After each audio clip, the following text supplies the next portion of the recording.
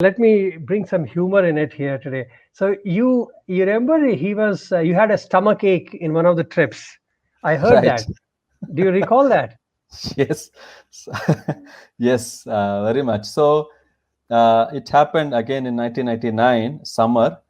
Swami was in Vrindavan then, and in Prashant Nilayam in Kulwant Hall there was some this the roof work was going on in the Kulwant Hall, and then Swami decided to make a one-day trip to Puttaparthi and back so that he could supervise the work that was happening. And then that day he had decided to take a few of his students along with him. And so the previous day we were informed and we were all ready next day. And then we went with Swami to Puttaparthi that day, and Swami went and inspected all the works, then blessed all the workers, with prasadam, apple, from physically, served everyone prasadam with his own hands. And then, we all went to Punachandra and we all had the opportunity of dining with Swami. And then we came back by the evening back to Vrindavan. So then, dining with Swami is it's a treat in a more than one way. It's not just a spiritual treat, but you cannot get better tastier food than that. So that day I think I probably overate. So then that evening, once we all came back to Brindavan, I felt really full, so I skipped the dinner that night.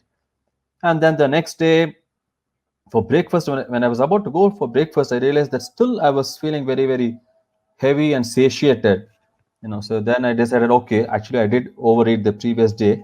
So then I thought, okay, I'll skip breakfast too.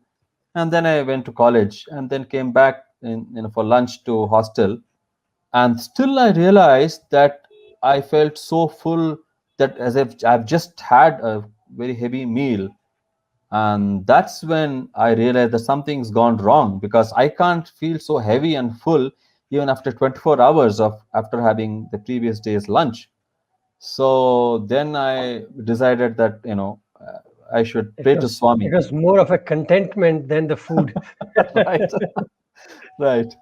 So then that evening in the Thrice session, I was sitting at the front at Swami's feet. And then when I got an opportunity, I ventured to ask Swami, I have I have a stomach problem, Swami should cure it. It is so very funny in one way that when Swami is there, the Supreme Lord who is the creator and sustainer of the entire universe and who is doing so many things, and one can aspire for something so grand.